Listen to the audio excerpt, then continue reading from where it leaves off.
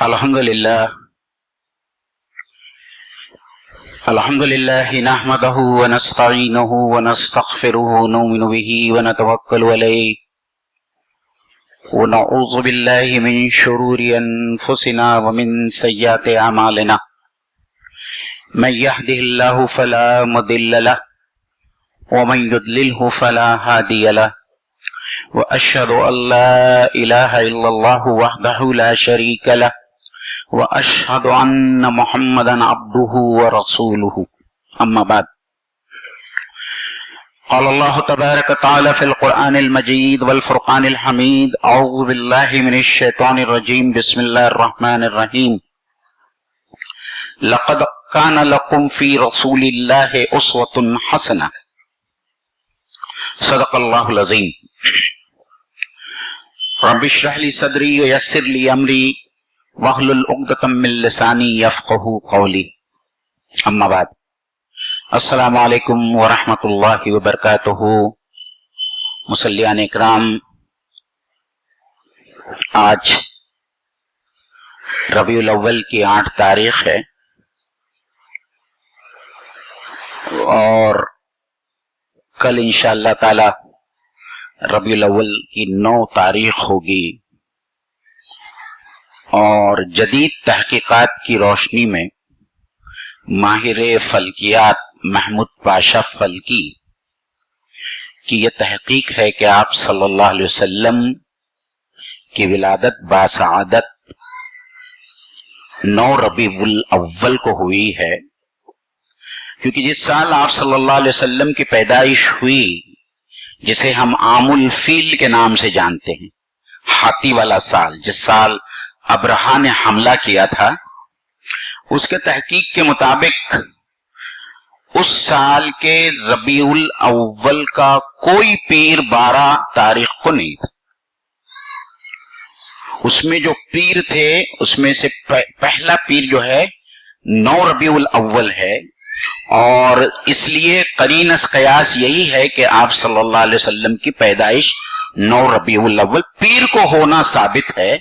तो उसमें आप जितने पीर देख लेंगे उसमें एक 9 रबीउल अव्वल भी आता है, 9 है, 17 है एंड सो ऑन। और आप सब लोगों को शायद याद होगा, मुझे अपने बचपन का जमाना याद है कि 12 रबीउल अव्वल की छुट्टी हम लोग 12 वफात के नाम से मनाते थे। 12 वफात, क्योंकि 12 रबीउल अव्वल को आप सल्लल्लाहु अलैहि वसल्लम की वफात साबित है। बहरहाल ये चंद तमहीदी चीजें थी जो मैं आप लोगों के सामने रखना चाहता था। आज चूंकि रबीउल अव्वल का महीना है, उसी की मुनासिबत से इंशाअल्लाह ताला हम आप सल्लल्लाहु अलैहि वसल्लम की सीरत के ऊपर बात रखेंगे। जिस तरीके से पिछले जुमा में हमने किया, ये जुमा में भी वही रहेगा इंशाअल्लाह ताला। आने वाली जुमा में भी हम सीरत के और बहुत सारे पहलुओं का अहाता करने की कोशिश करेंगे। आज की इस छोटी सी नशिस्त को मैंने 2 हिस्सों में तकसीम किया हूं। पहले हिस्से में मैं अल्लाह के नबी सल्लल्लाहु अलैहि वसल्लम से मोहब्बत, हुब्ब रसूल और उसके तकाजे, इसके बारे में कुछ बातें आप लोगों के सामने रखना चाहता हूं। और फिर मेरे दूसरे हिस्से में, अगर वक्त ने मुझे इजाजत दिया, तो इस वक्त मुल्क के तनाजुर में, हमारे मुल्क के जो हालात है, उन हालात के तनाजुर में, उसके कॉन्टेक्स्ट में आप सल्लल्लाहु अलैहि वसल्लम की सीरत से हमको क्या रहनुमाई मिलती है, इस सिलसिले में कुछ बातें इंशाअल्लाह ताला रखने की कोशिश करो। सीरत का जब बयान आता है तो मुश्किल यही होती है कि हम सीधा रास्ता चलते चलते उसमें इतनी सारी पगडंडियां और इतनी सारी शाखें निकलती हैं कि हम वहां से होते होते वहां जाते हैं, वहां से होते हुए कहीं और जगह चले जाते हैं। मैं कोशिश करूंगा कि आज का जो थीम है, आज का जो मजमून है, उसके ऊपर मैं बहुत ही फोकस्ड अंदाज में आपके सामने कुछ बातें रखूं। ऐसा कोई ईमान वाला नहीं होगा जो आप सल्लल्लाहु अलैहि वसल्लम से मोहब्बत का दावा नहीं करता, क्योंकि आप सल्लल्लाहु अलैहि वसल्लम की मोहब्बत हमारे ईमान का बुनियादी जुज है। उसके बगैर ईमान काबिल कबूल नहीं है। اللہ کے رسول صلی اللہ علیہ وسلم کا خود یہ فرمان ہے کہ اگر میں تمہیں اپنی جان سے زیادہ عزیز نہ ہو جاؤں، اور یہ بات آپ نے حضرت عمر رضی اللہ تعالیٰ عنہ سے کہی کہ اے عمر، اگر میں تمہیں اپنی جان سے زیادہ عزیز نہ ہو جاؤں اس وقت تک تمہارا ایمان مکمل نہیں ہے۔ اور جو دوسری حدیث ہے جس میں آپ صلی اللہ علیہ وسلم نے تمام ایمان والوں سے مخاطب ہو کر کہا کہ اس وقت تک تم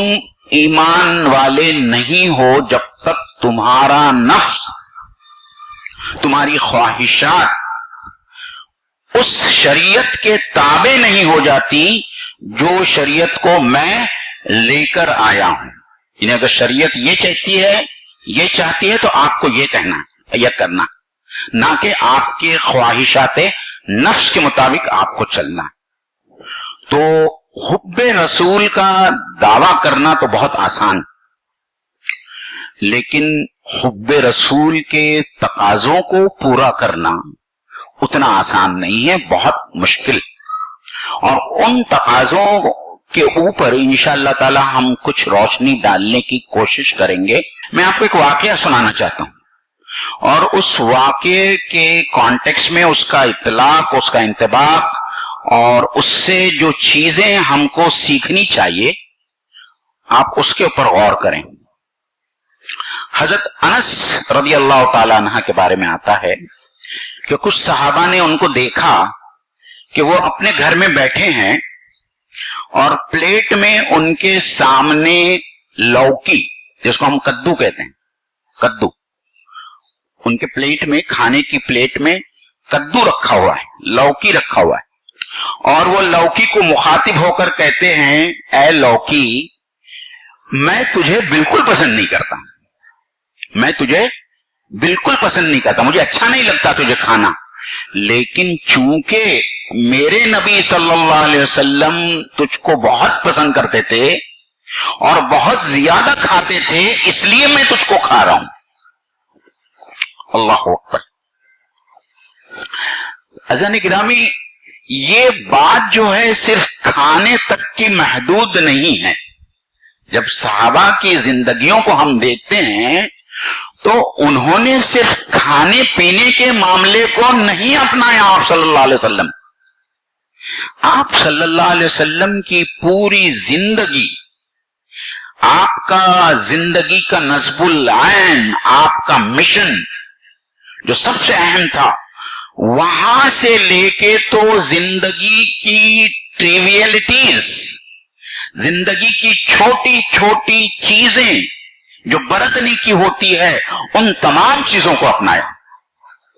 انہوں نے یہ نہیں کیا کہ صرف کرتا پیجامہ پہننا شروع کیا اور صافہ باندھنا شروع کیا اور داڑھی رکھی اور مسواک کرنا شروع کیا،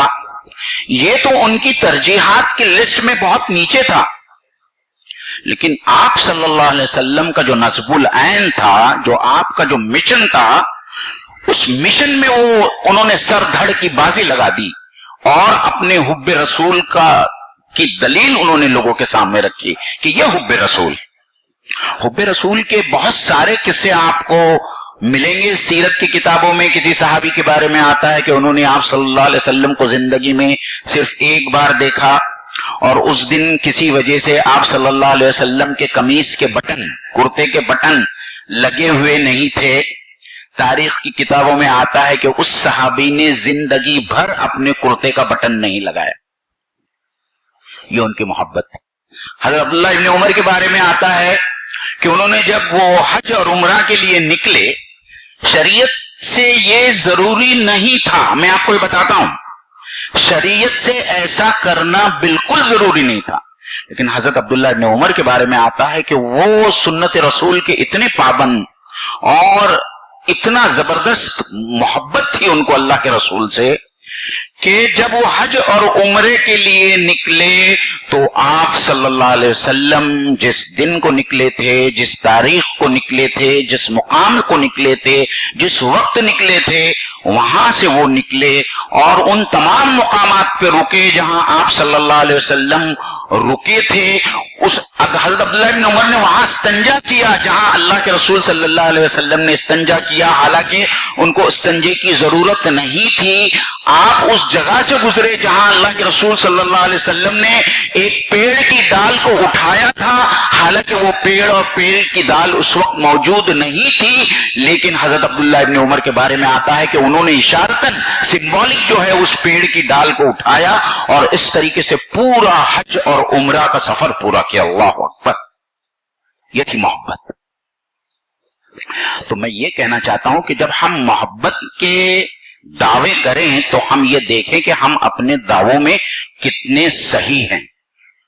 اور ہمارے نزدیک حب رسول کا سٹینڈرڈ کیا ہوگا، بینچ مارک کیا ہوگا۔ سب سے زیادہ آپ صلی اللہ علیہ وسلم سے کس نے محبت کی؟ صحابہ نے۔ کیا ہماری محبت صحابہ کی محبت سے بڑھ سکتی ہے؟ تو ہم کو یہ دیکھنا چاہیے، اور یہ بہت ہی سادہ اور سمجھ میں آنے والی چیز ہے کہ حب رسول کے نام پہ ہر وہ چیز جو ہم کرتے ہیں، حب رسول کے نام پر ہر وہ چیز جو ہم کرتے ہیں، کیا صحابہ سے بھی وہ تمام چیزیں ثابت ہیں کہ اللہ کے رسول صلی اللہ علیہ وسلم کی محبت میں وہ یہ سب چیزیں کرتے تھے؟ بہت سیدھا اور بہت سادہ طریقہ ہے۔ آپ سیرت کی کتابیں اٹھائیے اور دیکھیے کہ محبت رسول میں ان لوگوں نے یہ سب کام کیے ہیں جو آج ہمارے مسلم معاشرے میں جو بدعتیں رائج ہے، سب سے آسان جس کو کہتے ہیں کسوٹی، وہ کسوٹی یہ ہے کہ اگر ہم واقعی میں جاننا چاہتے ہیں کہ صحابہ کی زندگیاں کیسی تھی اور انہوں نے آپ صلی اللہ علیہ وسلم سے محبت کیسی کی، تو آپ ان کے واقعات اٹھا کر دیکھ لیں اور یہ بھی جانچ لیجئے کہ آیا ہم انہی کی سیرت کو جو ہے فالو کر رہے ہیں اپنے حب رسول کے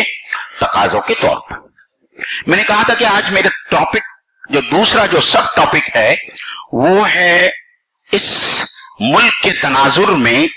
سیرت سے ہم کو کیا سیکھنا چاہیے، اور اس سلسلے میں کچھ باتیں میں آپ لوگوں کے سامنے رکھنا چاہوں گا۔ میرے خیال سے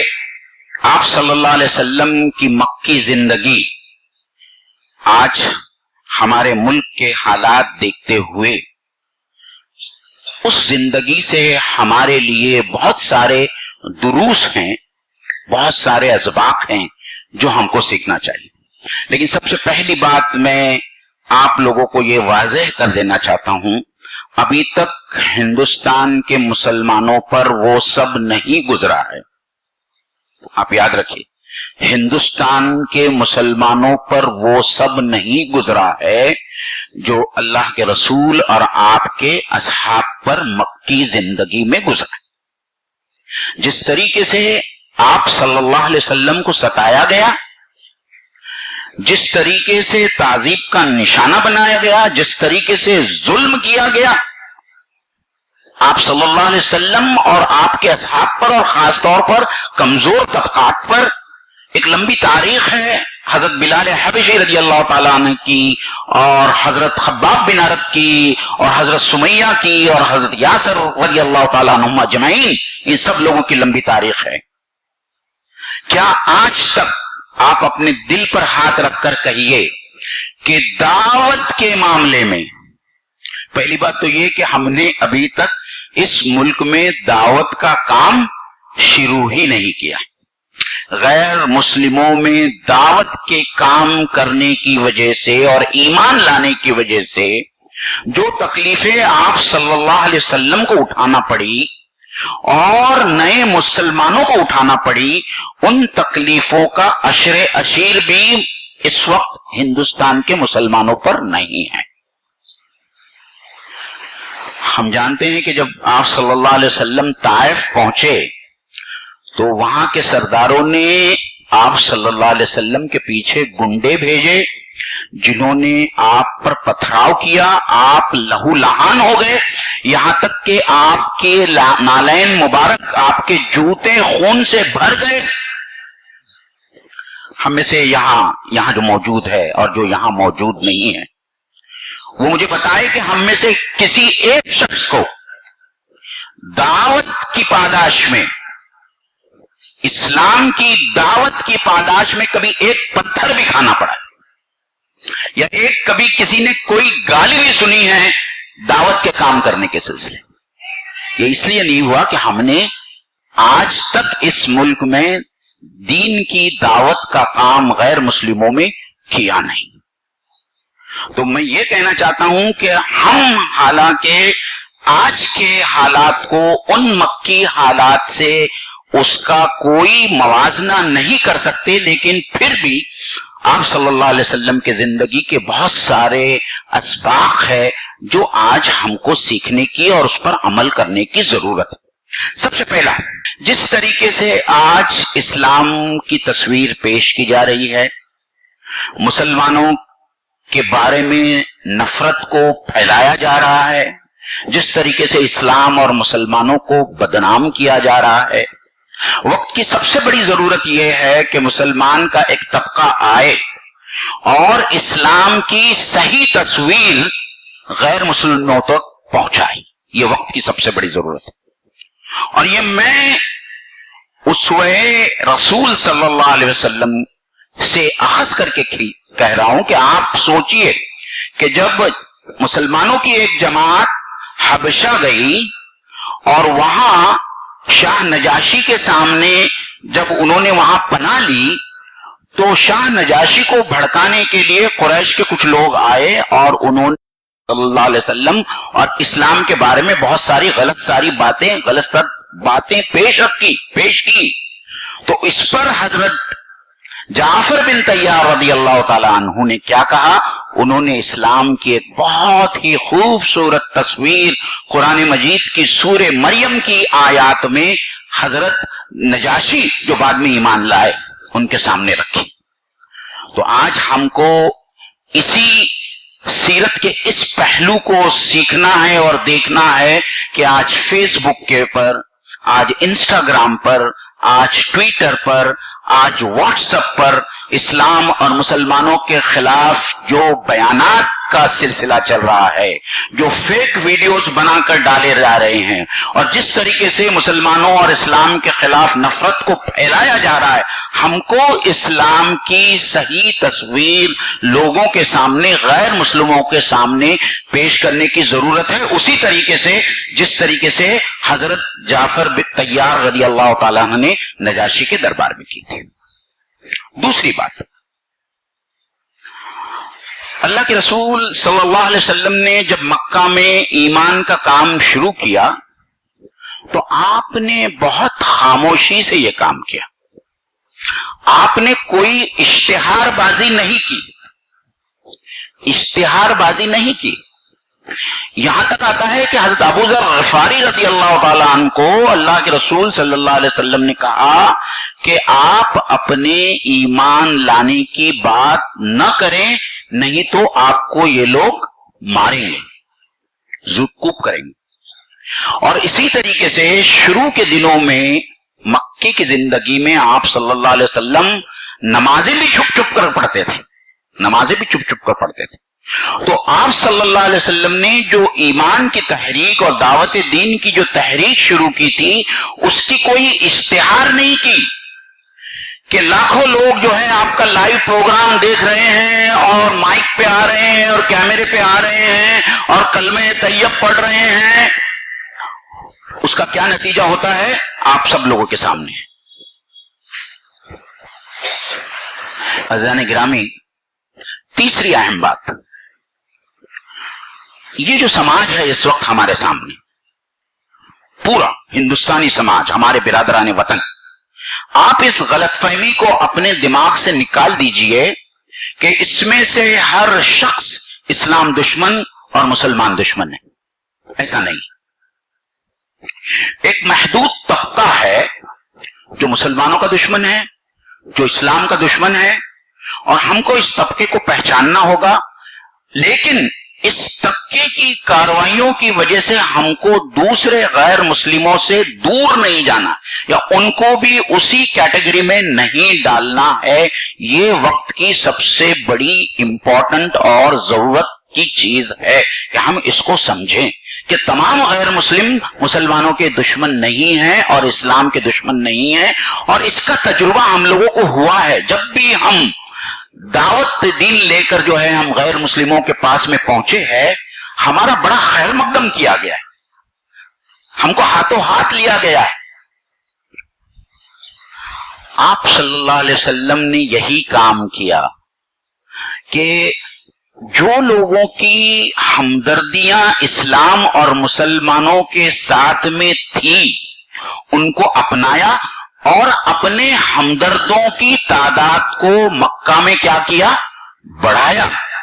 تو ہم کو بھی جو ہے خدمت خلق کے ذریعے اسلام اور مسلمانوں سے ہمدردی کرنے والوں کی تعداد کو کیا کرنا ہے؟ بڑھانا ہے۔ آپ کو یہ سن کر تعجب ہوگا کہ جب حضرت ابو ذر غفاری کعبۃ اللہ میں جا کر نماز پڑھنے لگے اور لوگ ان کے اوپر ٹوٹ پڑے،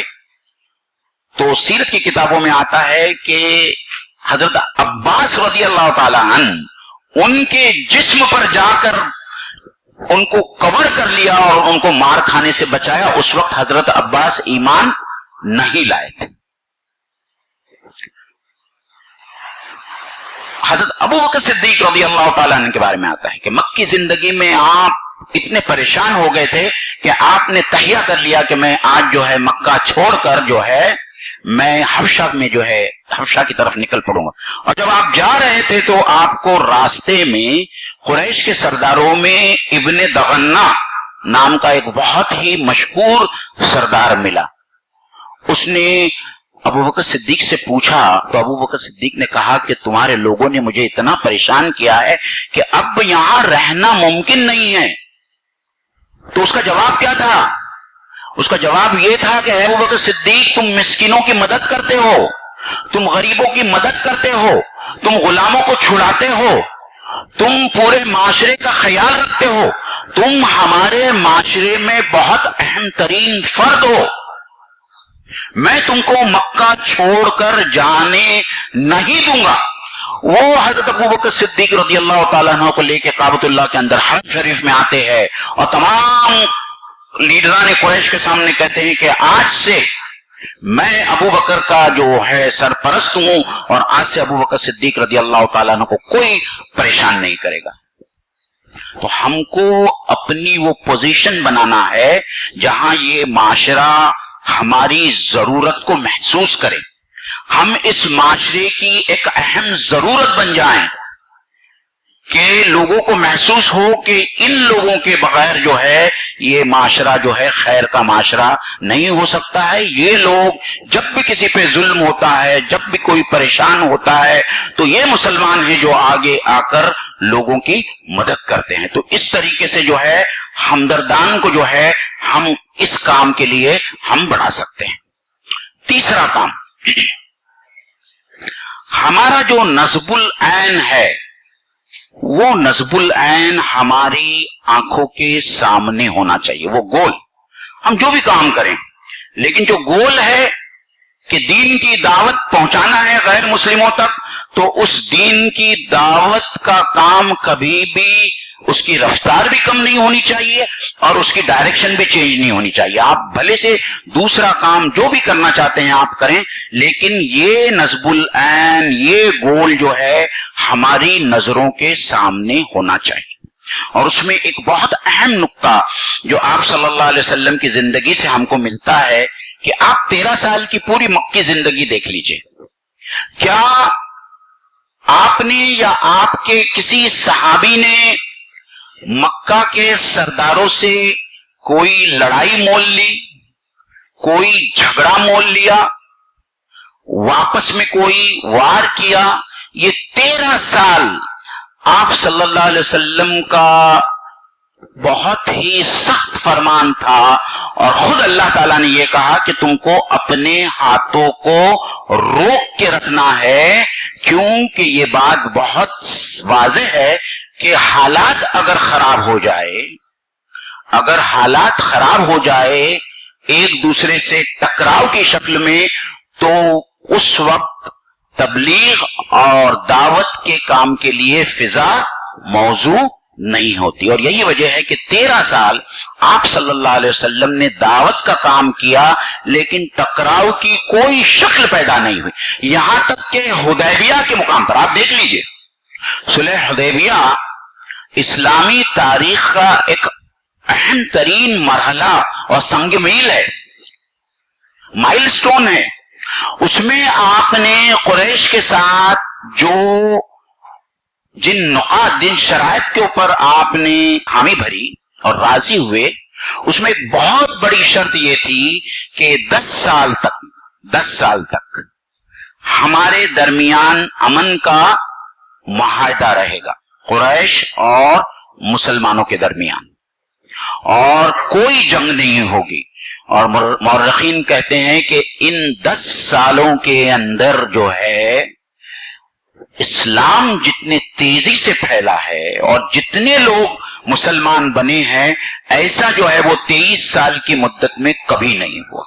تو یہ اسی لیے ہوا کہ آپ صلی اللہ علیہ وسلم نے ٹکراؤ کی تمام کوششوں کو جو ہے مکی زندگی کے اندر جو ہے اس کو ختم کر دیا تھا، اس کی اجازت نہیں دی تھی. تو آج بھی ہمارے لیے جو سبق ہے کہ ہم کنفلکٹ سے بچیں، ہم ٹکراؤ سے بچیں، اور ٹکراؤ سے بچتے ہوئے اور کنفلکٹ سے بچتے ہوئے بہت ہی خاموشی سے اور بہت ہی حسن اور اخلاق کے ساتھ میں ہم دعوت دین کا کام کریں، جو اس وقت ہندوستان کی سب سے بڑی ضرورت ہے، ہمارے اپنے تحفظ کے لیے، ہمارے اپنے بقا کے لیے. اور سب سے زیادہ اہم بات یہ ہے کہ یہ ہمارے زندگی کا نصب العین ہے. اسی کام کے لیے اللہ تعالیٰ نے مسلمانوں کو پیدا کیا ہے، اور اسی کام کے لیے اللہ تعالیٰ نے امت مسلمہ کی تشکیل کی ہے کہ ہم اسلام کا پیغام اپنے غیر مسلم بھائیوں تک پہنچائیں گے. اور اس غلط فہمی کو بھی میں دور کرنا چاہتا ہوں تمام مسلیان اکرام، کہ اگر ہم یہ سمجھتے ہیں کہ ہماری اپنی اصلاح ہوگی اور ہم اچھے بن جائیں گے، تب جا کر جو ہے دنیا کے اور ہندوستان کے دوسرے غیر مسلم ہم کو دیکھ کے مسلمان بن جائیں گے، تو ایسا کبھی نہیں ہونے والا. آپ مجھے بتائیے کہ کیا اللہ کے رسول صلی اللہ علیہ وسلم سے بہتر کوئی کردار، کوئی سیرت، کوئی اخلاق والا ہو سکتا ہے؟ ہو سکتا تھا؟ نہیں. لیکن اس کے باوجود آپ صلی اللہ علیہ وسلم کو ایک ایک صحابی کے پاس 70 مرتبہ جانا پڑا ایمان کی دعوت لے کے. ایمان ایسا لوگ نہیں قبول کرتے کہ آپ کو دیکھیں آپ بہت اچھے ہیں، لوگ ایمان لے آئیں گے. ہم کو ایمان کی دعوت کے لیے، ہم کو اسلام کی دعوت کے لیے غیر مسلموں تک جانا ہوگا، دعوت کو پہنچانا ہوگا. اگر ہم اپنی اصلاح کی یہ کریں، ہمارا یہ ہو کہ ہم سب مسلمان، دنیا بھر کے مسلمان اچھے ہو جائیں گے تو دوسرے لوگ مسلمان بنیں گے، تو قیامت تک یہ نہیں ہونے والا. اور سیرت کیا بتاتی ہے ہم کو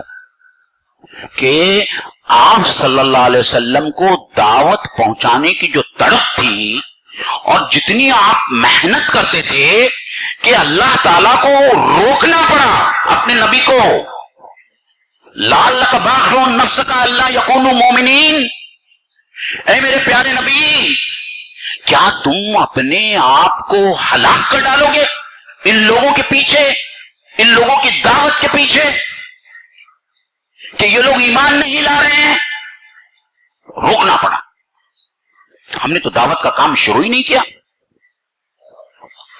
اذان گرامی، قرآن مجید کی سورہ اعراف کی ایک آیت ہے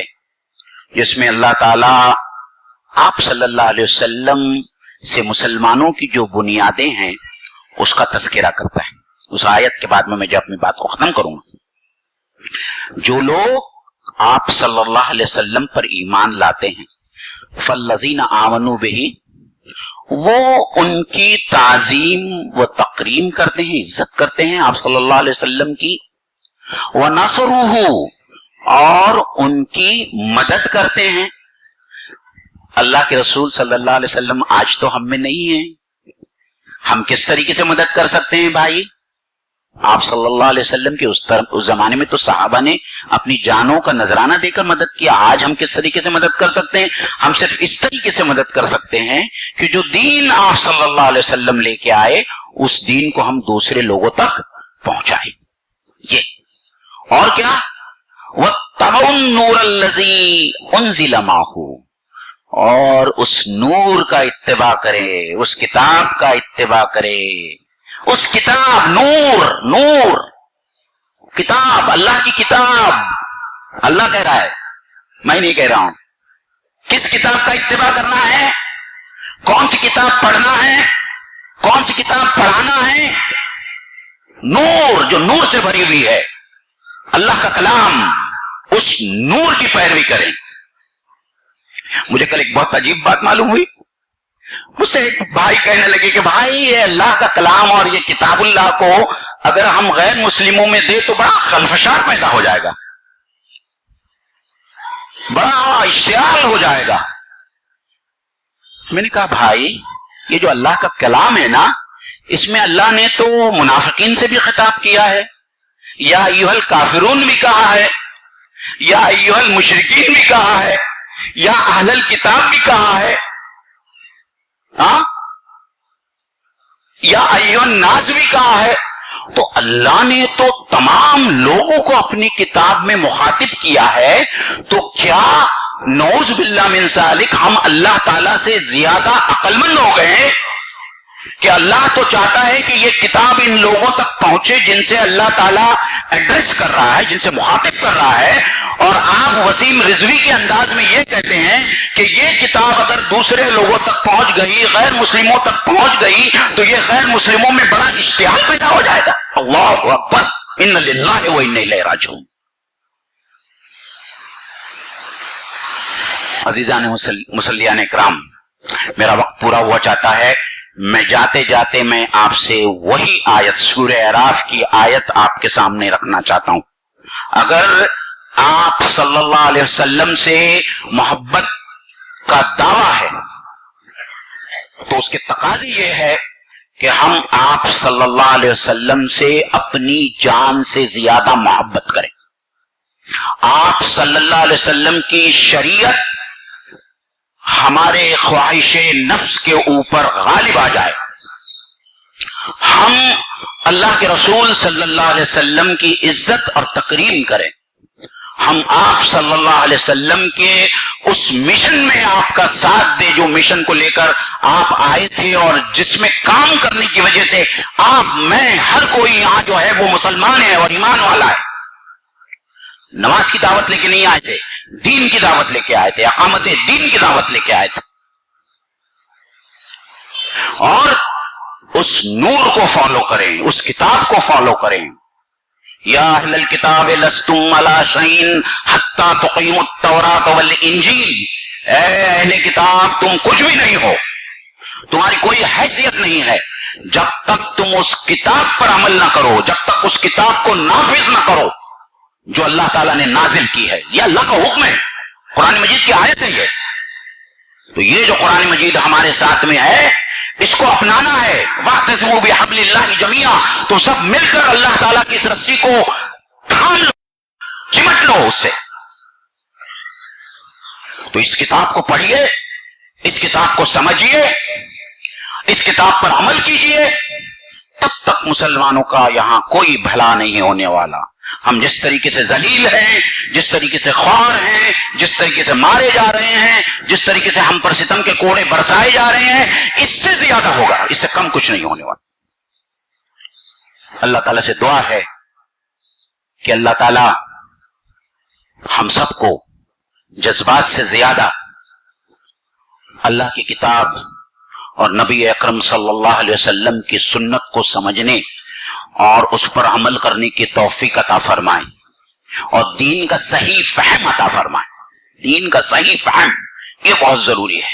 اور دین کا صحیح فہم قرآن مجید کے بغیر آنا ناممکن ہے۔ عزیزان گرامی، تو قرآن مجید کو سمجھیں، پڑھیں اور اس کے اوپر عمل کی کریں۔ آخر دعوانا الحمدللہ رب العالمین۔ السلام علیکم ورحمۃ اللہ وبرکاتہ۔